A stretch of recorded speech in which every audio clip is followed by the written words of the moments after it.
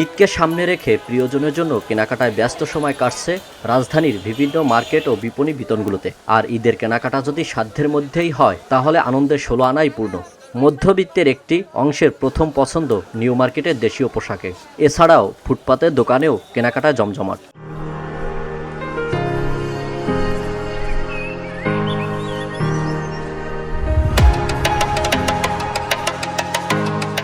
পরিবারের ঈদ শপিং মানেই এক বিচিত্র সমীকরণ।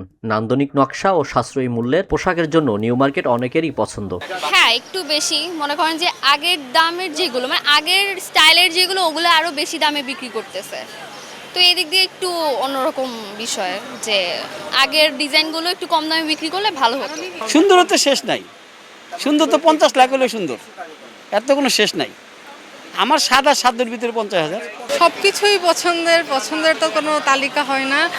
আর যদি স্পেসিফিকলি বলতে চাই, আমি এবারে কাটা জামা টাইপের নিচ্ছি, কারণ অন্যবার প্রত্যেকবার আমি রেডিমেডে নেই, তো এবারে ভাবলাম যে নতুন কিছু ট্রাই করা যাক, আম্মু সেলাই করবে। এবারের ঈদ ঘিরে পোশাকের ডিজাইন, রং ও কাপড় ভিন্নতা আনার চেষ্টা করেছে বিভিন্ন দেশীয় পোশাক। ব্যবসায়ীরা বলেন এবছর বিদেশি পোশাকের চেয়ে দেশি পোশাকের চাহিদা বেশি। দেশিটাই বেশি প্রাধান্য দিচ্ছে কাস্টমারের বেশি, ঠিক আছে। আপনার বাজেটের ভিতরে হয়ে যাচ্ছে ওটা, ঠিক আছে। এরকম 2000-এর ভিতরে 2500-এর ভিতরে এরকম কিছু মাল আছে আপনার, ঠিক আছে। আপনার এরকম এই মাল আপনার সিকোয়েন্সের মালগুলো আছে, পরে আপনার কারিজমাগুলো আছে, ঠিক আছে, ওটা বেশি চলতেছে, ঠিক আছে। পরে আপনার জিমিচুইগুলো দেশি আছে, ওটা বেশি চলতেছে। আবার কিছু স্টার জর্জের আছে, আর আপনার হচ্ছে আছে আপনার কি জিমিস চুই আছে, ওগুলো একটু বেশি চলতেছে কাস্টমার নিতে। যেগুলো এক্সপেন্সিভ প্রোডাক্টগুলো সেগুলো আমাদের কাছে পাবেন। বেসিক্যালি এখন হচ্ছে আমাদের কটনের উপরের প্রোডাক্টগুলো বেশি চলছে। বরাবরের মতোই এবারও রিজনেবলের মধ্যে আছে। আমাদের যেহেতু হোলসেলার, আমরা খুব বাজেট ফ্রেন্ডলি আছে। আলহামদুলিল্লাহ, গত বছর থেকে এবছর ইনশাল্লাহ ভালো সার্বিক দিক দিয়ে। তো দেশের পরিস্থিতি অনুযায়ী মোটামুটি ভালো। আমরা তো ভাবছিলাম এবছর খুব খারাপ যাবে, আলহামদুলিল্লাহ না, এবছর খুবই ভালো। শেষটা তো ভাই প্রত্যাশা সবাই ভালো করে, আশা করি জানি ভালো হয়। আর আছে ভাই পাইকারি দোকান তো আর আছে 4-5 দিন।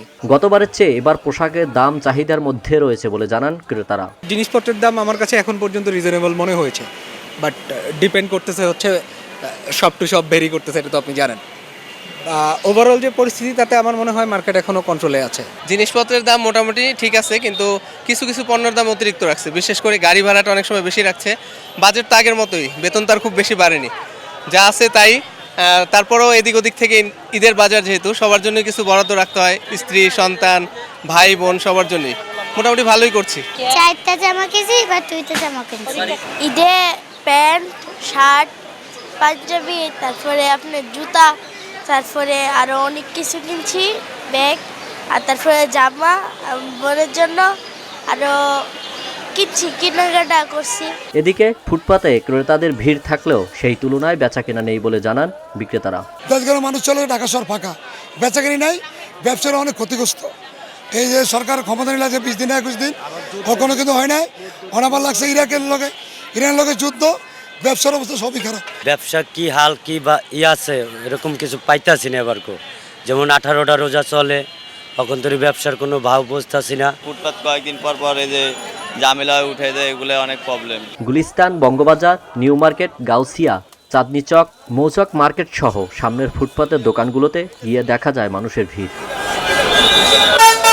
আল আমিন এম তাওহিদ, VOD বাংলা, ঢাকা।